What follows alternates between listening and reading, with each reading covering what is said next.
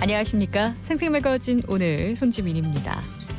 국토교통부가 어제 2023년 교통문화지수를 발표했습니다. 교통문화지수는 전국 229개 시, 군, 구를 대상으로 운전 행태와 교통안전, 보행환경 3개 부문의 18개 평가 항목을 조사해서 100점 만점으로 계량화한 수치로 해당 도시의 교통문화 수준을 보여주는데요. 대구는 전국 17개 시도 가운데 15위를 차지해 전국 최하위권으로 나타났습니다. 반면 2022년 16위를 차지했던 경북은 지난해 7위로 올라섰고 이 중 문경은 인구 30만 미만인 49개 시 가운데 2위를, 김천시는 2022년 D등급에서 지난해 A등급으로 수직 상승해 교통문화 개선 우수 지자체로 선정됐습니다. 대구의 교통문화지수가 뒷걸음질 친 이유는 여러 가지가 있겠죠. 그 요인들을 잘 살펴서 도시의 안전성을 높이는 작업이 뒤따라야겠습니다. 2월 1일 금요일 생생매거진 오늘입니다. 먼저 안동, 포항, 울릉 연결해서 그곳의 날씨와 소식 듣겠습니다. 안동입니다. 오늘 아침 최저기온은 안동 영하 1도, 영양 영하 1도 등 어제와 비슷한 날씨를 보이고 있습니다. 낮 최고기온은 안동 7도, 의성 8도, 영주 5도 등으로 어제보다는 조금 춥습니다. 안동 예천 등 북부 내륙은 대체로 흐리겠고요. 오늘 청송에 눈 소식이 있습니다. 교통안전과 보행자 안전에 각별히 유의하시기 바랍니다. 경북 예천군 호명면이 114년 만에 호명읍으로 승격됐습니다. 지난해 10월에 호명면이 호명읍으로 승격되는데 행정안전부의 최종 승인을 받았는데요. 예천읍은 2022년 11월 호명면을 읍으로 승격하는 추진 계획을 수립하고 추진위원회를 구성했습니다. 주민 설문조사와 기본실태조사, 군의회 협의를 거쳐 작성한 호명읍 설치 건의서를 작년 2월 말에 행정안전부에 제출했고요. 행정안전부 현지 실사를 거쳐 최종 읍 승격을 받은 겁니다. 호명면은 경북도청 신도시 조성으로 인구가 급증해 지난해 2만 명을 넘기면서 읍승격을 위한 법적 요건을 갖췄습니다. 시가지를 구성하는 지역의 인구 비율이 전체 인구의 40% 이상, 상업과 공업 등 기타 도시적 산업에 종사하는 가구 비율이 전체 가구의 40% 이상이 된 건데요. 읍승격에 따라 예천군 행정구역은 1읍 11면에서 2읍 10면으로 변경됐습니다. 호명면이 읍으로 승격하면서 신도시 지역 발전 등에 큰 이점이 될 걸로 기대하고요. 더하여 가용 예산이 늘어나고 100억 원대 정비사업 공모도 가능해져 개발 투자 여건이 개선될 걸로 보입니다. 무엇보다 경북도청 소재지로서 상징성을 갖게 됐습니다. 지금까지 안동이었습니다. 이어서 포항입니다. 연일 흐린 날씨가 계속되고 있습니다. 오늘 오전까지는 약한 빗방울이 떨어지거나 고도가 높은 곳에서는 눈이 날릴 수 있겠습니다. 오늘은 강한 바람에 대한 대비가 필요한데요. 순간 풍속 시속 55km 안팎으로 거세게 불겠습니다. 기온은 어제와 비슷합니다. 낮 기온 8도까지 오르겠고요. 주말에도 흐린 날씨 속에 낮 기온 10도 안팎이 예상됩니다. 최근 사회 재난 사고가 증가하면서 안전보험의 필요성이 높아지고 있죠. 포항시가 시민안전보험의 보장 범위를 지난해보다 확대했습니다. 시민안전보험은 일상생활 중에 예상치 못한 재난과 사고를 당했을 경우 발생할 수 있는 피해 보장 내용과 한도에 따라서 보험금을 지급하는 제도인데요. 기존에 보장됐던 항목은 자연재해 상해사고 사망, 폭발 화재 붕괴 상해사고 사망, 스쿨존 교통사고 부상치료비, 농기계 상해사고 사망 등이고요. 이번에 일상에서 발생할 수 있는 생활 밀접형 보장 항목이 확대됐습니다. 가스사고 상해사망과 개인형 이동장치 상해사망, 개물림 상해사망 등이 추가돼서 모두 14개 항목에서 보장을 받을 수 있습니다. 포항시에 주민등록을 두고 거주하는 시민이면 누구나 별도의 절차 없이 가입돼 있고요. 지방재정공제회로부터 보험금을 청구해서 혜택을 받을 수 있습니다. 사고를 당하고도 제도를 몰라서 보상 청구에 누락되는 시민이 없도록 적극적인 홍보도 이루어졌으면 좋겠습니다. 지금까지 포항이었습니다. 이어서 울릉입니다. 울릉도와 독도는 흐린 하늘 보이고 있습니다. 현재 기온은 어제보다 0.4도 높은 1도, 습도는 73%입니다. 내일과 모레 주말 동안에도 흐린 날씨 이어지겠습니다. 동해 중부 안쪽 먼바다에 북동풍이 불며 바다의 물결 1.5에서 3.5m로 높게 일겠고요. 내일은 바다의 물결 0.5에서 1.5m로 잔잔하게 일 전망입니다. 오늘 여객선은 정상 운항합니다. 울릉교육지원청이 29일 올해 교육 목표를 꿈, 소통, 따뜻함이 있는 청정 울릉 교육으로 정하고 울릉도 학생교육 계획에 대한 설명회를 개최했습니다. 이날 설명회에서 2024년도 교육 비전과 삶과 하나 되는 교육과정, 힘이 되는 미래교육, 모두에게 따뜻함을 주는 학교, 교육 공동체를 위한 교육지원이라는 4가지 정책 방향에 따른 세부 추진 과제에 대한 토론과 2024학년도 유아교육계획, 초중고 교육과정 공모사업, 학교폭력 전담조사관 제도, 울릉군 교육경비 보조에 관한 조례 등에 대한 안내를 통해 달라지는 정책에 대한 대화의 장이 마련됐습니다. 또한 울릉도 학생들에게 독도 바로 알기, 독도 체험 활동 운영을 통해 우리 땅 독도 수호 맞춤형 독도 교육을 추진할 계획이라고 밝혔습니다. 울릉교육청의 앞으로 변화하는 정책을 통해 지역 아이들의 교육 환경이 개선되기를 기대합니다. 지금까지 울릉이었습니다.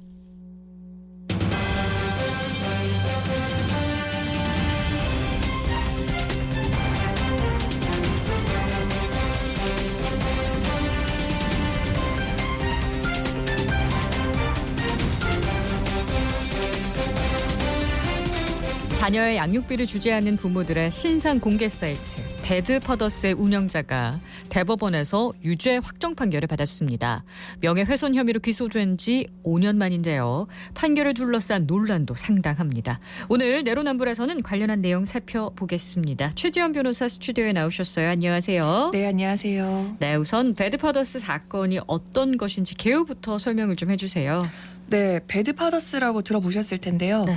이 나쁜 아빠들이라는 뜻의 인터넷 사이트로 이 배드파더스의 운영자 구 씨는 제보를 받아서 자녀의 양육비를 지급하지 않는 부모들의 이름과 거주지, 직장 이름, 얼굴 사진 등의 신상 정보를 배드파더스 사이트에 공개했습니다. 구 씨는 2021년 폐쇄 전까지 양육비를 지급하지 않는 부모 총 2,500여 명의 신상을 공개했는데 2018년에 당시 신상 정보가 공개된 사람들 중에서 5명이 이 구 씨를 정보통신망법 위반 명예훼손으로 고소해서 재판까지 받게 됐습니다. 네. 근데 1심에서는 무죄가 나왔던 걸로 기억이 나거든요. 네, 맞습니다. 1심 재판은 국민참여재판으로 열렸는데 당시에 배심원 7명은 전부 무죄로 판결했고요. 재판부 역시 배심원 판결에 따라서 피고인의 활동은 공공의 이익을 위한 것으로 볼 수 있다면서 무죄를 선고했습니다. 하지만 항소심은 사적 제재가 허용되면 사생활이나 인격권을 침해할 수 있다면서 유죄로 판단했고요. 다만 벌금 100만 원에 선고를 유예했습니다. 네. 대법원에서는요, 항소심과 동일하게 유죄 판결이 확정이 됐거든요. 일단 이유에 대해서 들어볼까요? 네, 우선 대법원은 결과적으로 양육비 미지급 문제라는 공적 관심 사안에 관한 사회 여론 형성이나 공개 토론에 기여했다고 볼 수 있다면서 긍정적인 영향을 준 점에 대해서는 인정했습니다. 하지만 주된 목적은 양육비 미지급자의 신상 정보를 일반인에게 공개함으로써 인격권과 명예를 훼손하고 또 수치심을 느끼게 해서 양육비 지급 의무 이행을 간접적으로 강제하려는 취지로서 사적 제재의 수단 일환에 가깝고 또 특정인의 양육비 미지급 사실이라는 것 자체가 공적 관심 사안이라고 보기는 어렵다고 판단해서 항소심에 벌금 100만 원의 선고유예를 확정했습니다. 말씀하신 것 중에서요, 선고유예는 어떤 건가요? 네, 선고유예는 선고를 유예한다인데요. 네. 보통 가벼운 범죄를 저질렀거나 아니면 경위에 참작할 사정이 있거나 하는 등의 경우에 이렇게 할 수 있습니다. 2년 동안 형의 선고를 유예했다가 그 기간이 지나면 면소, 그러니까 공소권이 사라져서 기소되지 않는 것으로 간주하는 판결인데요. 쉽게 말하면 2년 후에는 전과 기록이 남지 않게 된다는 겁니다. 그러면 유예가 아니라 실질적으로는 처벌을 안 하는 거 아닌가요? 네, 2년 동안 아무 일 없이 기간이 경과하면 결과적으로는 그렇게 되는데 네. 다만 2년간 아무런 범죄 전력이 없어야 합니다. 만약에 선고를 받고 2년 내에 자격 정지 이상의 형을 다시 선고받으면 선고의 당시의 형을 그대로 다시 선고받게 되는 거니까요. 네. 유죄 판결이라는 점 자체는 명확합니다. 그렇군요. 자, 배드파더스 운영자와 함께 배드파더스 사이트에 게시된 글을 공유한 사람에게도 벌금형이 선고됐죠. 네, 맞습니다. 당시 운영자인 구 씨와 함께 배드파더스에 게시된 글을 자신의 사회관계망 서비스 SNS 계정에 공유한 전 씨도 같이 정보통신망법 위반 명예훼손 혐의로 기소됐었습니다. 법원에서는 이 전 씨에 대해서 사적 제재가 제한 없이 허용되면 개인의 사생활이나 인격권을 침해할 수 있다는 취지로 유죄를 선고했고 1심에서는 벌금 50만 원을 선고했다가 항소심에서는 형이 너무 낮다면서 벌금 70만 원으로 상향됐고요. 대법원에서 이 벌금 70만 원이 확정됐습니다. 네, 그리고 실제로 양육비를 지급하지 못했다면서 시위에 나선 사람들도 있잖아요. 이런 분들도 명예훼손으로 처벌을 받게 되나요? 네, 우리 형법에서는 사실을 적시하더라도 그것이 다른 사람의 명예를 훼손하는 경우에는 처벌을 하도록 규정하고 있는데 피해자가 직접 자신이 입은 피해를 이야기를 하더라도 마찬가지입니다. 양육비를 제때 주지 않는다면서 옛 연인의 얼굴 사진을 들고 1인 시위를 하고 또 인터넷 사이트에도 같은 내용의 글을 올린 미혼모에 대해서도 법원은 사적 제조로 보아서 명예훼손 등 혐의로 벌금 300만 원을 선고하기도 했습니다. 네, 법이 참 어려워요. 내가 피해 입은 사실을 이야기하는 건데도 명예훼손이 될 수 있는 거잖아요. 네, 맞습니다. 사실 이 사실을 적시한 명예훼손죄에 대해서 피해자가 자신이 입은 피해 사실을 알리는 행위까지 처벌을 하는 것이 피해 구제 가능성을 가로막는 것 아니냐 이런 지적이 사실은 계속 있어 왔는데 그리고 국제연합 유엔에서도 한국 정부에게 사실 적시 명예훼손죄는 폐지해야 된다 이렇게 권고한 사실도 있습니다. 네. 그리고 이 최근에 그 배드파더스 운영자 구 씨도 사실 적시 명예훼손죄와 관련된 정보통신망법 규정이 위헌이다 이런 취지로 이제 헌법소원 심판을 청구할 예정이라고 하던데요. 네. 헌재에서는 그렇다고 하더라도 지금까지는 이 사실적시 명예훼손죄 규정이 합헌이다 이런 결정을 해왔기 네. 때문에 이번에 위헌 결정이 내려질 수 있을지는 한번 지켜봐야 될 것 같습니다. 네, 많은 분들의 관심이 모아질 것 같아요. 근데 궁금한 점이요. 배드파더스 사건 이후에 법적으로 양육비를 지급하도록 강제할 수 있게 됐지 않나요? 네, 이 배드파더스 사건을 통해서 양육비 미지급이 사회적으로 큰 문제라는 점에 대해서 공감대가 형성됐고 네. 또 양육비 이행법 개정에도 영향을 준 것은 사실입니다. 실제로 2021년 7월에 양육비 이행법이 개정되면서 양육비를 지급하지 않는 사람들의 명단을 공개하고 운전면허를 정지하고 또 출국 금지 신청이 가능해졌고요. 네. 또 1년 이하 징역 또는 1,000만 원 이하 벌금형을 선고할 수 있는 형사처벌까지도 가능해졌습니다. 네, 그러면 이제 법적으로 양육비 지급을 강제할 수 있는 수단, 법적 근거가 생긴 건데 효과가 있을까요? 네, 우선 여성가족부 홈페이지나 양육비이행관리원 홈페이지에서 양육비 미지급자들의 명단을 확인할 수 있는데 네. 이 사이트에서는 그 양육비 채무자의 얼굴 사진은 없고 이름, 생년월일, 그리고 채무액과 직업, 직장 주소 이렇게 공개를 하고 있는데 주소가 도로명에 몇 길까지만 나오거든요. 아, 그러니까 이제 뭐 회사가 모여 있는 곳 같은 경우에는 동명이인도 많고 네. 또 누구인지 정확하게 알기가 어려워서 사실 실효성이 있는지 조금 의문이긴 합니다.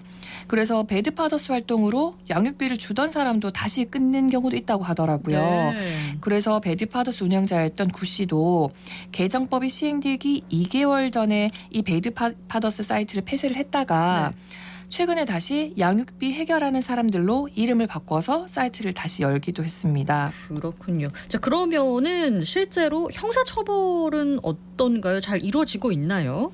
네, 형사 재판까지 가기 위해서는 절차가 있는데 우선 양육비 이행 명령을 신청해야 됩니다. 그리고 양육비 이행 명령이 나왔는데도 이행하지 않는 경우에는 다시 감치 명령을 신청을 해야 되고요. 네. 감치 명령을 받고도 1년 안에 양육비를 주지 않으면 다시 형사 고소를 해야 되는 구조거든요. 고소까지 단계가 굉장히 많네요. 예, 그렇습니다. 그렇다 보니까 형사사건으로 진행되는 기간이 최소한 2, 3년은 걸리는데 네. 양육비도 못 받고 있는 상황에서 생계, 육아에 소송까지 감당하기에는 고충이 클 수밖에 없거든요. 네. 그리고 또 형사재판까지 간다고 하더라도 실형까지 선고되는 것이 참 쉽지가 않은데 지난해 9월에 서울 북부지방법원에서 이 양육비 미지급과 관련된 첫 형사재판이 있었는데 네. 그 결과가 징역형의 집행유예였습니다.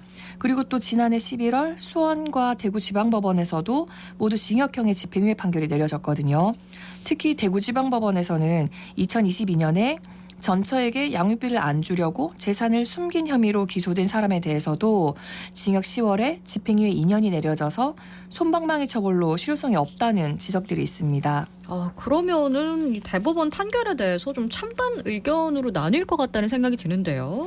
네, 이번 대법원 판결에 대해서 사적 제재는 허용되어서는 안 된다는 입장과 오죽하면 이렇게까지 하겠냐 이런 찬반은 여전한 상태입니다. 사적 제재 논란과는 별개로 사실 이 양육비 미지급 문제는 꼭 해결돼야 될 과제인데요. 개정된 법안의 실효성이 떨어진다는 지적이 계속되고 있는 만큼 이런 사법 시스템이 제대로 작동되고 있는지 점검해야 된다는 의견도 많습니다. 그렇습니다. 뭐 정부도 근데 실효성 있는 대책을 마련하고는 있다고요. 네, 여가부는 우선 2015년부터 양육비를 받지 못해서 자녀의 복리가 위태로울 경우에는 양육비를 지원해주는 한시적 양육비 긴급 지원 제도를 운영하고 있는데 중위소득 75% 이하에게만 한시적으로 적용되고 또 지원 금액도 자녀 1인당 월 20만 원, 또 최대 지원 기간이 1년에 불과해서 이를 늘려야 된다는 지적이 많았거든요. 그래서 여성가족부가 지난달 28일 양육비 선지급제 도입을 검토하고 있다고 밝혔습니다. 양육비 선지급제는 윤 대통령의 대선 공약이기도 했었는데 국가가 양육비를 먼저 지급을 하고 이후에 채무자에게 구상권을 행사한다는 것입니다. 피해자들이 더 이상 사적 제재에 기대지 않도록 양육비 이행을 강제할 수 있는 실효성 있는 보완책이 하루빨리 마련되기를 기대해 봅니다. 네, 이 양육비 미지급 실태에 대한 사회적인 관심도가 높아진 만큼 아마 실효성 있는 대책이 꾸준히 계속되지 않을까 한번 기대를 해보고요. 무엇보다도 아이의 생존권이 위협받으면 안 되잖아요. 그럴 수 있도록 양육비 지급이 잘 이루어질 수 있는 방안 기대해 보도록 하겠습니다. 지금까지 최지연 변호사였습니다. 고맙습니다. 네, 감사합니다.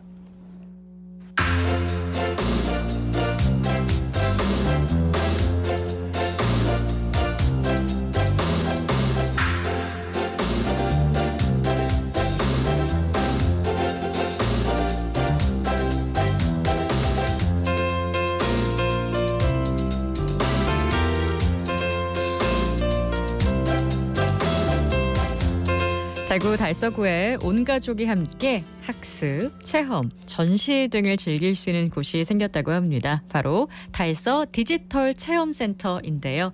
서유리 리포터가 현장에 다녀왔습니다. 어서 오세요. 네, 안녕하세요. 이 달서 디지털 체험센터는 LH 사옥 1층에 마련이 됐는데요. 첨단 기술과 문화가 접목된 신개념 놀이터로 창의력 공간, 상상력 공간, 학습 공간으로 구성돼 있습니다. 디지털 제작 장비 사용과 VR 체험, 코딩 교육 등이 모두 가능한 곳으로 일상생활 속에서 자연스럽게 디지털 기술을 즐길 수 있다는 게 인상 깊었거든요. 이곳을 운영하고 있는 경북대학교 박혜진 교수의 이야기 들어봅니다. 만나서 반가워, 루나. 저도 만나서 반가워요. 와, 노래 나온다. 501 행성의 신비한 와, 진짜 너무 크다. 이야기들이 변한 것인데 나비가 날갯짓을 하면 진짜 잘 이야기 읽어준다. 세상 속으로 쏙 들어갈 수 있어요. 저희 달서 디지털 체험센터는 국민들이 이 디지털 시대에 필요한 첨단 디지털 기술을 체험하고 또 일상에서 더 잘 활용할 수 있도록 지원해주는 곳입니다. 저는 디지털 체험센터에서 전체 센터를 운영하고 이런 디지털 장비 기기들을 구입하고 그다음 운영하는데 총괄 책임을 맡아서 하고 있습니다. 저희 센터 오픈 시간부터 엄마 손잡고 찾아오는 어린 학생들도 있고요. 그리고 바둑을 두신 어르신 등 또는 전문가부터 취미생활을 위해서 방문해 주신 분도 계시고요. 다양한 계층의 주민들이 많이 찾아오십니다. AI 그리고 VR 또는 프로그래밍, 코딩 이런 단어만 들으면 굉장히 어렵게 생각이 됩니다. 우리는 이미 AI 스피커, 청소기, 세탁기 등과 같이 생활 속에서 디지털 기기들을 잘 사용하고 있습니다. 앞으로 이런 디지털 기기들을 사용하는 기술들을 더 활용할 수 있도록 센터에서 다양한 프로그램들을 제공하도록 하겠습니다. 네, 이 디지털 기술이 정말 하루가 다르게 빠르게 변화를 하고 있잖아요. 이런 부분들을 직접 체험해 볼 수 있어서 참 좋아 보이는데 서유리 리포터가 직접 현장에 다녀왔으니까 네. 체험을 많이 해봤을 텐데 체험해본 것들 중에서 어떤 게 제일 재밌었나요? 솔직히 하나만 꼽기가 힘들 정도로 다 정말요? 너무 재밌었는데요. 저는 그 인공지능 로봇과 오목을 둔 게 좀 기억에 남습니다. 오. 네, 마치 제가 그 이세돌이 된 느낌으로 비장하게 임했는데요. 결과는 어떻게 됐을까요? 알파고 생각하면 이기기가 쉽지 않을 것 같은데요. 그렇죠. 3전 전패를 하는 굴욕을 또 맛보기도 했는데요. 네. 이거 외에도 또 실제 강아지처럼 앞발을 자유롭게 움직이는 사족 보행 로봇도 볼 수가 있고요. 360도로 볼 수 있는 VR 체험 덕분에 정말 시간 가는 줄 모르고 몇 시간을 재밌게 즐겼습니다. 네. 방문하신 분들의 이야기도 들어보겠습니다. 저는 달서구에 살고 있는 대학생입니다. 겨울방학 때 조금 색다른 경험 같은 걸 해보고 싶어가지고 달서구 가볼 만한 곳을 검색했더니 여기가 뜨더라고요. 일단 처음 보는 로봇들이 많아서 신기했는데요. AI 반려 로봇이 막 감정 표현을 하고 사람을 따라다니더라고요. 그래서 제가 멀리 가 있는데도 오고 그래서 그게 너무 신기한 경험이었어요. 앞쪽에서 그 포스터 붙어 있는 걸 보니까 생각보다 교육을 많이 하시더라고요. 제가 대학생이어서 할 수 있는 교육이 없을 줄 알았는데 생각보다 연령 제한이 없는 교육도 있으셔서 그거 들으러 다시 한번 올 것 같아요. 평소에도 디지털에 대한 관심이 많은데 자족 보행 로봇과 이제 이세돌과 겨루었던 알파고의 보급형 버전인 로봇도 있고 책 읽어주는 로봇들이 있어서 되게 신기했는데 그 중에서도 가장 기억에 남았던 건 아무래도 오목을 같이 둘 수 있는 친구였던 것 같아요. 진짜 저보다 1단계인데도 불구하고 로봇이 너무 똑똑해서 이기기가 힘들더라고요. 할아버지도 바둑 두시는 거 좋아하는데 한번 모시고 오고 싶습니다. 김민정입니다. 그 오목 둘 수 있는 AI 기계가 있다고 해서 왔고요. 아들이 바둑하고 오목을 좋아하다 보니까 왔는데 해보니까 재밌네요. 방학 기간이다 보니까 기다리는 것도 꼭 하니까 바로바로 할 수 있어서 좋은 것 같아요. 부근에 사시는 분들 애들 데리고 와서 간단하게 체험할 수 있어서 아주 좋을 것 같아요. 오목 들어왔다는 분이 굉장히 인상적인데요. 네, 그 바둑돌 소리까지 들리죠. 네, 아이들부터 어르신까지 모두 편하게 다녀갈 수 있는 곳인 것 같은데 혹시 이용하려면 비용이 들까요? 네, 좀 이 부분 걱정하시는 분들도 네. 있을 것 같은데 체험과 교육까지 모두 다 무료로 이용이 가능하고요. 지난 월요일에는 또 별빛을 주제로 한 달서 디지털 별빛관도 문을 열었습니다. 그리고 이번 달에는 또 달서 선사관 내에도 디지털 선사관 개관을 앞두고 있는데요. 이렇게 기술과 문화가 융합된 공간이 늘어나서 정말 반가운 마음입니다. 계속해서 달서 디지털 체험센터의 남정화 담당자 이야기 들어보시죠.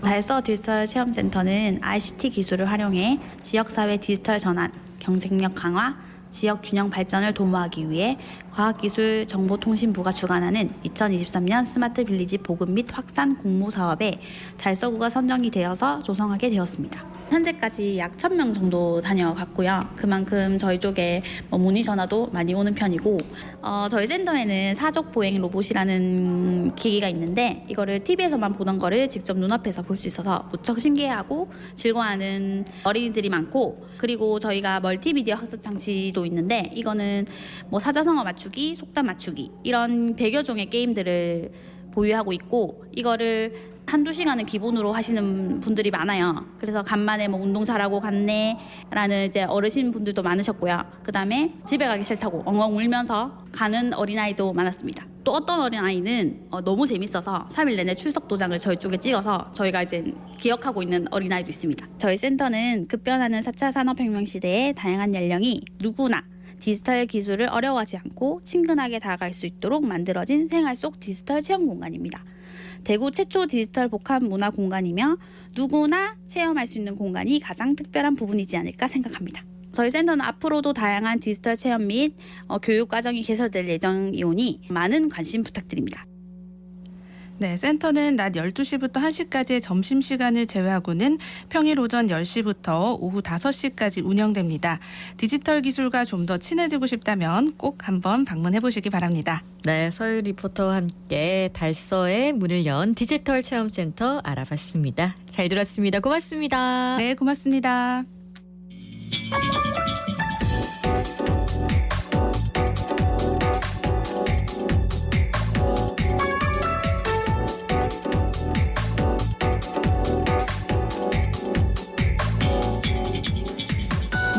듣고 생각과 마음을 나누는 방송. 지금 여러분께서는 대구 경북을 보고 듣는 생생 매거진 오늘을 함께하고 계십니다.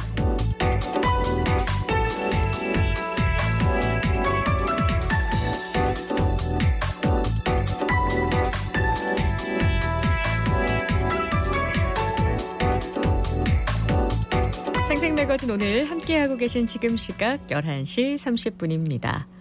기자의 눈으로 지역의 현안과 이슈를 들여다보는 시간이죠. 뉴스민 김보현 기자와 함께할게요. 안녕하세요. 네, 안녕하세요. 네, 오늘 김 기자가 짚어볼 이슈는 무엇인가요? 네, 오늘 돌아온 대구로페이 이야기 가져왔습니다. 어제부터 판매를 개시했는데요. 지난해에 정부가 이 지역사랑 상품권 예산을 삭감하면서 올해부터 더 판매가 없을 거라는 이야기도 나왔었는데요. 얼만큼의 할인율로 또 어떤 방식으로 판매가 되는지 그동안 어떤 논의가 있었는지까지 짚어보겠습니다. 네, 기다린 분들이 아주 많았던 걸로 전 알고 있는데요. 자, 어제였습니다. 2월 1일부터 판매를 시작했고요. 일단 가장 궁금한 부분이 할인율 아닐까 싶은데 올해는 할인율이 어떻게 책정됐을까요? 네, 이 대구의 지역사랑 상품권이죠. 대구로페이가 2월 1일 0시 15분부터 판매가 재개됐습니다. 1인당 월 구매 한도는 30만 원이고요. 할인율은 7%, 연간 발행 규모는 약 3천억 원으로 책정이 됐습니다. 조기 소진에 대비해서 월 판매 한도를 설정해 선착순으로 판매할 방침인데요. 다만 2월의 경우에는 설 명절이 있는 점을 고려해서 선착순 판매 원칙을 적용하지 않는다고 합니다. 네, 일단 대구로페이가 무엇인지 간단하게 설명을 하고 넘어갈까요? 네, 아직 좀 낯선 분들도 계실 수 있는데요. 대구시가 지난해 7월에 출시를 했습니다. 기존엔 실물카드 중심이던 대구 행복페이를 이 모바일 앱 기반으로 바꾼 거고 이 모바일 앱을 통한 충전식 선불카드 형태입니다. 이 충전은 대구은행 모바일 앱인 IM샵에서 가능하고요. 이 대구시는 이렇게 바꾼 이유로 지역 공공형 배달 앱인 대구로 이용 촉진을 목적으로 한다 이렇게 설명을 했습니다. 네, 그래서 고령층의 접근성이 좀 떨어질 수 있는 거 아니냐는 지적이 나왔었어요. 그렇죠. 아무래도 이 모바일 앱 기반이다 보니까 그런 우려들이 좀 여러 차례 나왔는데요. 실제 지난해 2월에 제가 대구로 배달 앱의 사용 연령층을 좀 살펴봤습니다. 아무래도 이 앱으로 하는 거다 보니 전체 가입자 중에 60대 이상의 고령층이 6.6% 정도밖에 안 되더라고요. 그런데 기존에 이제 실물카드로 사용되온 행복페이는 제가 2020년 6월부터 9월 사이 판매 건수 비중을 보니 60대 이상이 27.5%를 차지했습니다. 고령층의 접근성 면에서 큰 차이를 보이는 건데요. 이런 문제들이 계속 지적이 되자 대구시는 65세 이상 어르신과 장애인 등록자 중 희망자는 대구은행 영업점에서 이 실물카드를 발급받을 수 있는 방향으로 수정을 했습니다. 네, 대구로 활성화를 위해서 모바일 앱 기반으로 바꿨지만 이게 대구로 앱 안에서만 사용할 수 있는 건 아니잖아요. 네, 그렇습니다. 이 애초에 취지는 대구로 앱 활성화가 맞긴 하지만요. 네. 아직 이 대구로 앱을 통해서 우리 시민들이 배달, 택시 그리고 전통시장 배달 일부랑 또 꽃배달 정도 기능밖에 쓸 수가 없어서요. 네. 이 비교적 지역 내에 해당 가맹점에서 좀 자유롭게 쓰던 행복페이랑은 사용처의 차이가 좀 있죠. 따라서 삼성페이 같은 경우는 삼성페이에 이 대구로페이 카드를 등록해서 결제가 가능합니다. 네. 그런데 아이폰 이용자는 대구로페이를 사용할 수 없다고 하던데요. 네, 이 실물 카드가 없다 보니까요. 오프라인 결제를 하려면 삼성페이나 혹은 QR코드 결제를 지원을 하는데요. 아이폰 이용자 같은 경우는 좀 접근성에 제한이 있죠. 이 문제가 꾸준히 지적이 됐는데 올해도 개선이 되진 않았습니다. 대구시가 지난 월요일에 1월 29일에 판매 재개 소식을 알리면서 지역사랑 상품권의 대구로 앱 내 결제 비율이 기존의 행복페이 일대랑 비교해서 2.7%에서 4.9%로 약 1.8배 상승을 했다고 발표를 했는데요. 네. 그러니까 이 내용을 좀 잘 살펴보면 결국 이 약 5%를 제외하고는 오프라인 결제 비율이 높은 상황인 거거든요. 네. 그러니까 QR코드 결제 혹은 이 삼성페이 등록 결제 비율이 좀 높은 건데요. 이 QR코드를 지원하는 매장이 적은 게 또 문제이기도 합니다. 따라서 아이폰 이용자들은 대구로페이 이용에 차별을 받는다는 지적이 좀 쭉 이어져 왔고 다만 현재 애플 정책상 아이폰 이용자가 쓰는 애플페이로는 대구로페이 결제를 할 수 없는 이 문제가 좀 있다고는 합니다. 네. 이 부분을 대구시에 좀 물어봤는데요. 네. 대구로 앱 내 결제를 제외하고는 대부분이 오프라인 결제이긴 하다. 다만 삼성페이로 대구로페이 가맹점에서 온라인 결제를 하는 비율도 일부 있어서 온 오프라인 결제 비율을 명확하게 구분하기는 어렵다고 설명을 하고요. 또 아이폰 이용자만 왜 역차별하냐 이런 의견이 계속 나오지만 결국 취지가 대구로 앱 사용을 독려하는 차원이기 때문에 좀 양해를 부탁드리고 있다. 이 불편한 부분은 애플페이 확장으로 해결이 될 거라 보고 있다. 이렇게 설명을 했습니다. 네, 근데 뭐 애플페이 확장이 언제 될지 모르다 보니까 그쵸. 진짜 아이폰 이용자들 사이에서는 불만의 목소리가 나오고 있다고요. 네, 실제 대구시에서도 그런 민원들이 좀 제기되고 있다 설명을 하기도 했고 네. 제가 토크 대구라는 대구시가 운영하는 토론 제안 사이트를 살펴보니까 관련 민원이 좀 다수 있었습니다. 이 오프라인 업체에서 QR 결제가 가능하도록 했지만 대부분 업체에 이 시스템이 설치돼 있지 않기 때문에 오프라인 사용이 불가능하다. 실무카드 발급을 확대해달라. 뭐 이런 제안의 내용이었는데요. 네. 이 공감이 300명 가까이 있었고 댓글도 공감하는 댓글도 한 20여 개가 달릴 정도로 의견이 많았습니다. 지난해 국회 논의 과정 이야기를 좀 해볼까요? 사실 올해 지역사랑 상품권 판매가 안 될 뻔했죠. 네, 맞습니다. 이 지난해 9월에 행정안전부가 올해 예산안을 국회에 제출하면서 지역사랑 상품권 관련 예산을 하나도 배정을 하지 않았습니다. 이 지난 정부 때 시작한 신규 사업 가운데 이 축소, 폐지를 검토하는 사업으로 이 지역사랑 상품권을 지목을 한 건데요. 네. 이 상품권 사업 자체를 코로나19 기간에 시행한 한시적인 사업으로 보고 예산이 필요하면 지자체가 부담을 해야 한다 이렇게 판단을 했습니다. 그리고 이후에 국회에서 다시 예산이 살아난 거고요. 네, 아무래도 야당의 반발이 좀 있었고요. 이 지역사랑 상품권이 지역 경제 활성화에 기여를 한다는 주장이었습니다. 이 끈질긴 논의가 있었고 결국 예산 3천억 원 정도가 배정이 됐습니다. 다만 규모는 작년보다 15% 정도 줄어든 선에서 합의가 된 거고요. 보통 지자체들이 국비를 지원받은 다음에 거기에 지자체 예산을 매칭해서 그의 할인율을 정하는데요. 행정안전부는 인구 감소 지역과 일반 자치단체 그리고 보통교부세를 받지 않는 지자체 이렇게 3개 유형으로 분류를 해서 국비 보조금을 차등 적용하고 있습니다. 예를 들면 서울 같은 경우는 재정 여건이 상대적으로 양호하고 네. 살림 규모가 좀 크죠. 대부분 이런 시도들은 정부 보조금 대상에서 제외가 됩니다.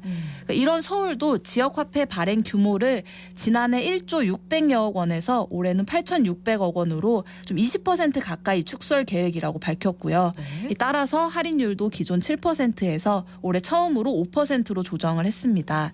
이렇게 세수가 좀 감소한 상황에서 지자체에 내려오는 국비들도 줄었다 보니까 전국적으로 좀 발행 규모와 할인율들이 줄어들고 있는 상황이긴 합니다. 예산이 들어가는 문제인 만큼 어떤 효과가 있는지 살펴보는 작업도 필요할 것 같은데요. 그렇죠. 아무래도 최근 것이 좋을 것 같아서 최근 자료를 중심으로 좀 살펴보니까요.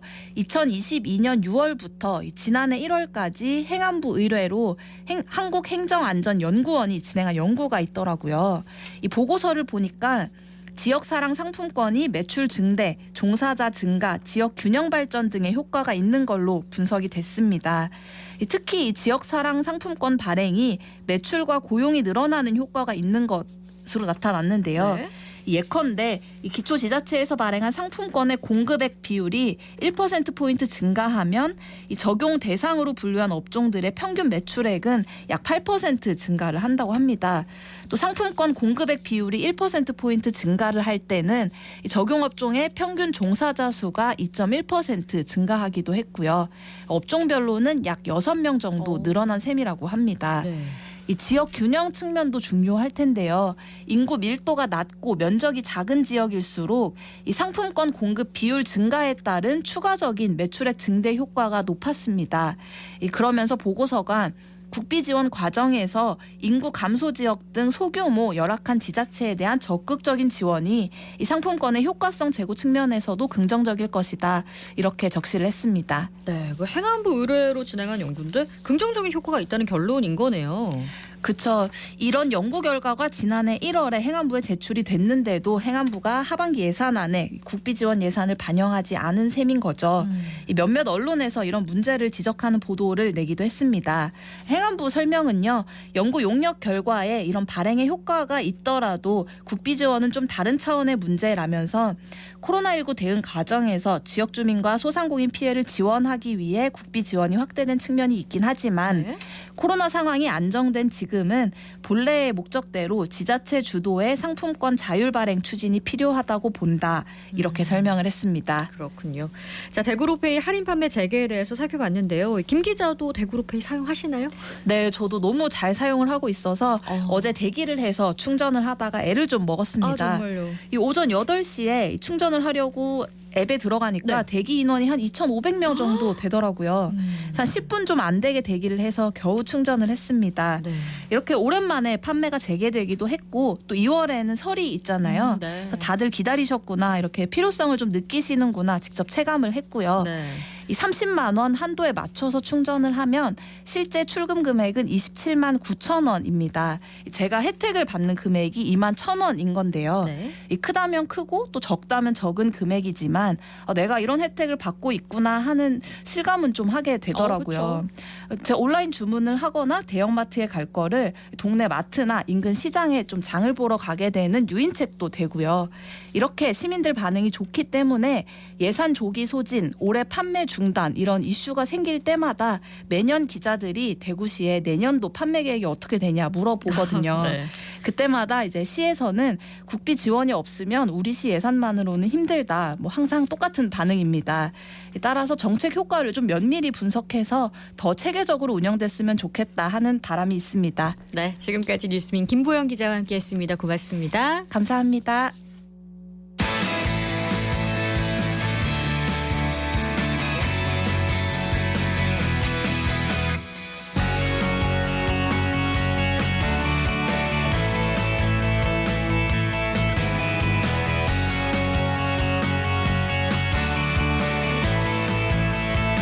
생생한 스포츠 현장 속으로 들어갑니다. 생생스포츠 대구신문 석지윤 기자와 함께합니다. 안녕하세요. 네, 안녕하세요. 네, 야구 소식부터 살펴보겠습니다. 삼성이 전지훈련을 떠났죠? 네, 그렇습니다. 삼성은 지난달 30일 이제 화요일 인천공항을 통해서 일본 오키나와로 출국을 했습니다.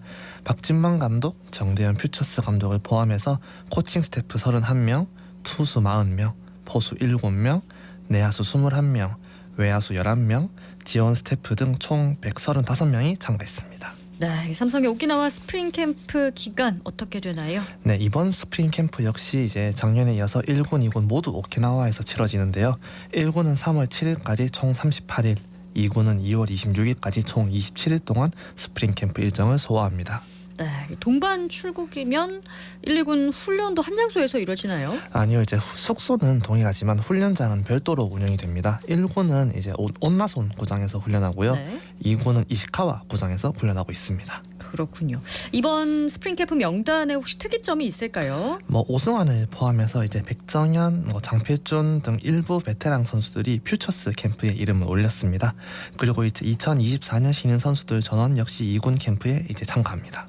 그렇군요. 오승환 선수는 어째서 2군 캠프에 포함이 된 걸까요? 아무래도 스태프의 배려 차원으로 봐야 할 것 같습니다. 이제 구단 관계자는 이제 캠프 초반에는 기량 점검이 필요한 신인급 선수 위주로 연습 경기에 나가기 때문에 오승환, 백정현 등 이제 경험이 풍부한 선수들은 퓨처스 캠프에서 자기 페이스에 맞춰서 시즌을 준비할 예정이라고 전했습니다. 그렇군요.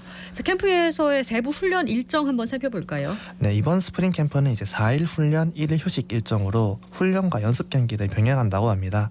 11일 준치 드래곤스와의 연습 경기를 시작으로 일본 프로야구 팀과 7경기, 그리고 한화, 롯데, 기아 등과 연습 경기를 치르면서 실점 감각을 끌어올릴 예정입니다. 네, 지난해 이맘때와 한번 비교를 해보면 어떤 부분이 긍정적일까요? 아무래도 약점이었던 불펜이 개선됐다는 점이 가장 달라진 점이 아닐까 싶은데요. 박진만 삼성 감독 역시 이제 출발 직전 지난해 이맘때 불펜에 대한 고민을 안고 스프링 캠프를 시작했다. 그리고 이제 구단에서 불펜을 보강해준 덕분에 이제는 다른 부분에 조금 더 신경 쓸 수 있게 됐다고 말하기도 했습니다. 석 기자는 그럼 이번 전지 훈련에서 어떤 부분에 주목을 하고 있을지 궁금한데요. 네, 저는 이제 달라진 이제 외야진을 좀 눈여겨보고 있습니다. 외야진 어떤 변화가 생겼길래요? 일단은 외야진의 포지션 연쇄 이동이 발생했는데요. 먼저 지난해 후반기에 맹활약했던 김성윤이 주전 중견수 1순위로 지금 부상을 했습니다. 그리고 중견수로 활약했던 김현주는 이제 우익수로 이동을 하고 우익수로 활약했던 구자욱 선수는 좌익수로 옮겨서 이제 수비 부담을 줄인다고 합니다. 그렇군요. 뭐 김성윤 선수가 부상한 건 뭐 알겠는데 네. 이렇게 변화가 생긴 이유가 뭘까요? 아무래도 이제 중견수는 이제 넓은 수비 범위를 요구하기 때문에 네. 팀에서 발이 가장 빠른 김성현 선수를 배치한 것 같고요. 네. 그리고 이제 구자욱 선수가 이제 수비보다 타격에 조금 더 집중을 할 수 있도록 이제 좌익수로 했고 이제 남은 김현준 선수가 우익수로 가는 모양새입니다. 이거 뭐 긍정적으로 받아들이면 될까요? 글쎄요. 이제 구자욱 선수는 이미 허삼영 전 감독 시절에 좌익수 변화를 시도했다가 적응 문제로 다시 우익수로 돌아온 바 있는데요. 네. 이번에는 어떻게 될지 좀 궁금하긴 합니다. 그리고 여기에 이제 외야진의 경쟁심을 심어줄 예비역 김재혁 선수의 등장도 눈여겨볼 만한 대목입니다. 네, 한번 지켜보도록 하죠. 자, 이어서 프로 농구 소식 살펴볼 텐데요. 한국가스공사의 지난 한 주 성적 어땠습니까? 네, 대구한국가스공사 페가수스 농구단은 지난 27일 토요일 이제 원주 DB 프로미와의 홈 경기에서 98대 73으로 승리했습니다. 그리고 이튿날 일요일 고향에서 열린 고향 소노 버너스와의 원정 경기에선 76대 77로 아쉽게 패했습니다. 마지막으로 어제 수원에서 열린 수원 KT 소닉붐과의 원정 경기에선 87대 98로 패했습니다.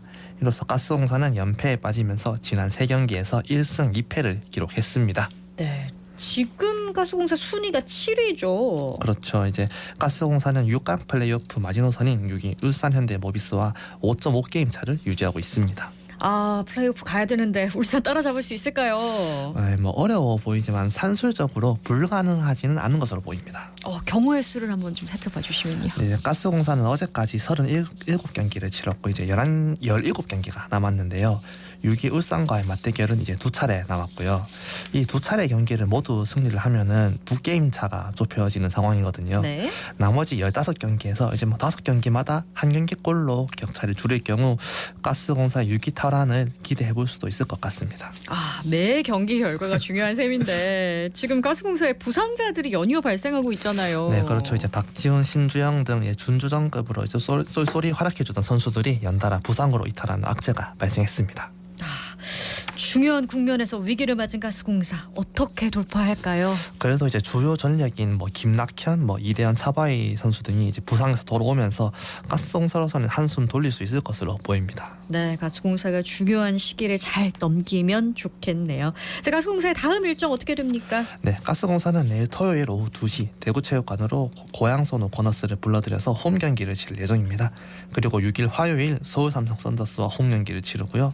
그리고 마지막으로 8일 목요일 오후 7시 울산 현대모비스와 홈 경기를 치를 예정입니다. 홈 경기가 많으니까 좀 기대가 되는데요. 네. 팬 입장에선 당연히 3승을 기대하게 되는데요. 물론입니다. 이제 안방에서 진행되는 만큼 이제 선수들이 조금 무리해서라도 전승을 거둬줘야지 6강 진출에 좀 더 가까워질 것으로 보입니다. 그렇습니다. 기대해보고요. 이제 축구 소식 살펴보겠습니다. 대표팀이 아시안컵에서 8강에 진출했습니다. 네, 이제 윌겐 클린스만 감독이 이끄는 대한민국 대표팀은 지난달 31일 수요일 오전 1시에 열린 사우디아라비아와의 16강전에서 90분 동안 1대1로 승부를 가지 못한 채 연장전에 돌입했고 연장전에서도 득점하지 못하면서 승부차기까지 진행했습니다.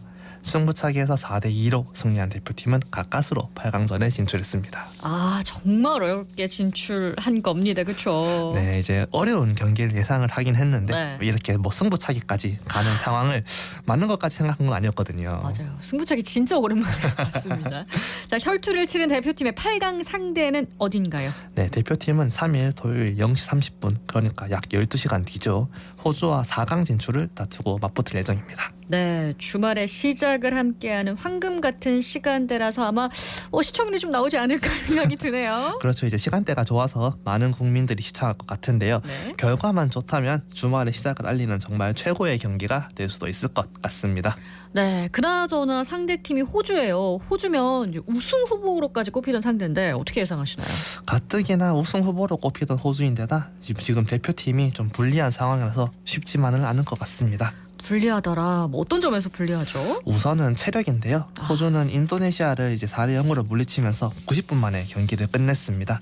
이에 반해 우리나라는 이제 연장전 30분에 승부차기까지 치르면서 육체적으로도 정신적으로도 피로가 쌓인 상황이죠. 아, 그렇습니다.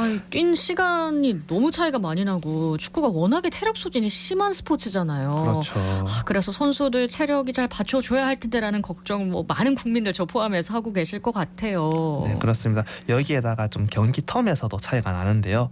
호주는 8강전까지 이제 122시간의 여유가 있습니다. 하지만 대표팀은 이제 68시간 30분 정도의 시간만이 주어졌습니다. 차이가 너무 많이 나네요. 54시간 정도니까 이게 이틀 하고도 한나절 정도잖아요. 그렇죠. 네, 여기에다가 이제 손흥민, 뭐 이강인 등 주요 자원들이 모든 경기에서 교체 없이 풀타임을 소화하고 있습니다. 그러네요.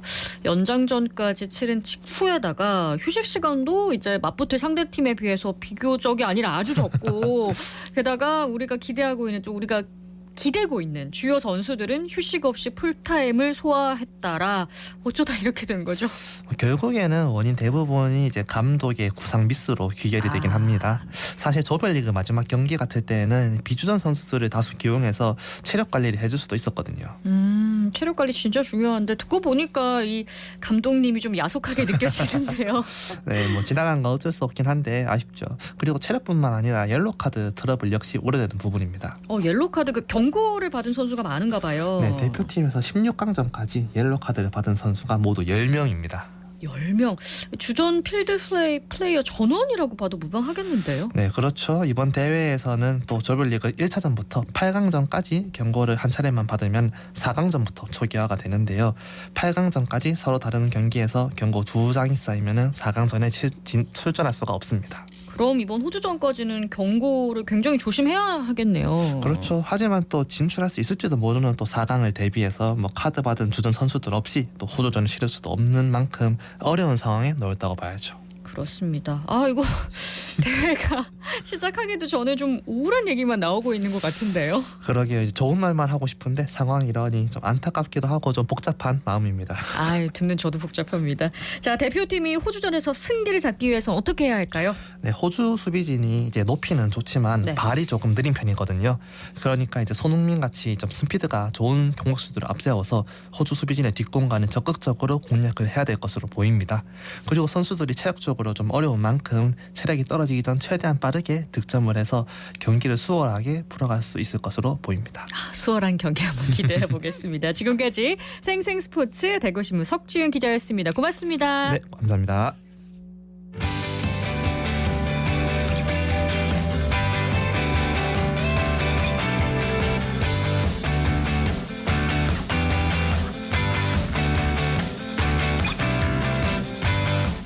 정보 클립.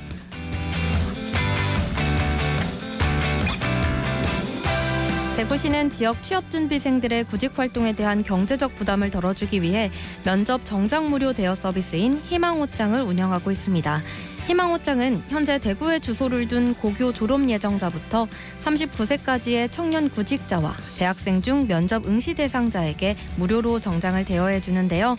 대여는 3박 4일간 연간 3회까지 가능하며 사전에 희망옷장 홈페이지에서 예약한 후 대여할 수 있습니다.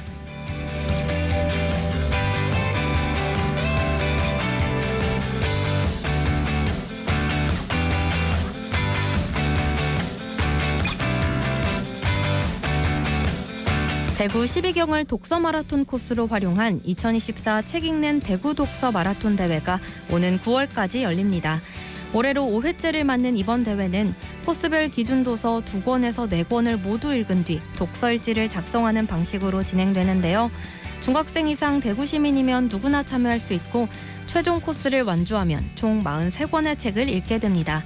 독서 마라톤 대회에 참여하셔서 꾸준히 책을 읽는 습관을 들이고 책 읽는 즐거움과 성취감을 느끼시길 바랍니다.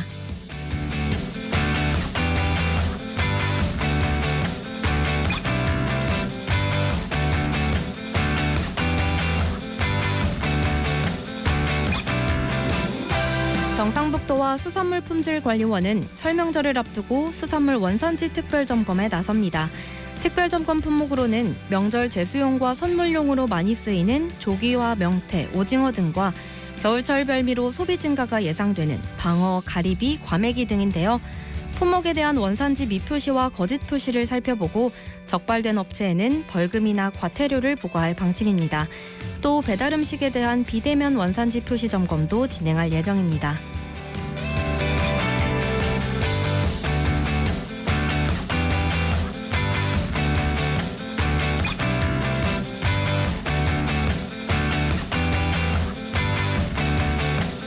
대구 228 기념학생 도서관은 2월 한 달간 설, 정월 대보름, 228 민주운동, 3.1운동 등 기념일을 맞아 다양한 행사를 마련했습니다. 설날 맞이 행사에서는 설날 관련 그림책을 읽고 복주머니를 만들어보는 체험을 할 수 있고요. 정월 대보름 행사에서는 불엄 깨기를 통해 한 해의 건강과 행복을 기원하며 소원을 적어보는 시간을 갖습니다. 이외에도 다양한 독서 문화 행사가 진행되는데요. 행사는 도서관 홈페이지에서 신청할 수 있습니다.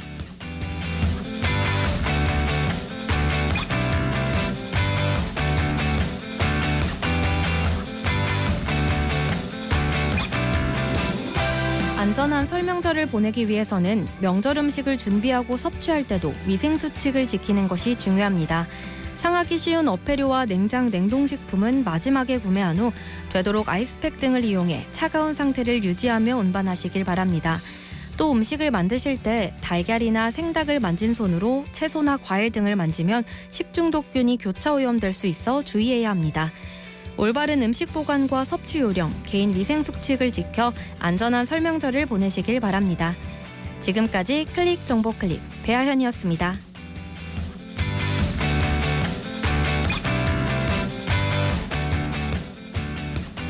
오늘 대구와 경북 지역은 대체로 흐리겠습니다. 낮 기온은 5도에서 9도 분포로 어제보다 1도가량 낮겠고요. 미세먼지는 좋음 수준을 보이겠습니다. 당분간 큰 추위 없이 평년 기온을 웃도는 날씨가 예상되면서 대구 기상청이 강이나 호수에 얼음이 녹아 깨질 위험이 있다며 안전사고에 주의를 당부했는데요. 주말 나들이 하실 때 참고하시기 바랍니다. 경북 동해안은 바람이 강하게 불겠으니 불씨 관리도 잘 해주시기 바랍니다. 다가오는 일요일과 월요일에는 대부분 지역에 눈이나 비 소식이 있습니다. 그리고 다음 주 월요일부터 편성이 변경돼서요. 생생매거진 오늘 방송이 11시 30분부터 11시 57분까지 방송됩니다.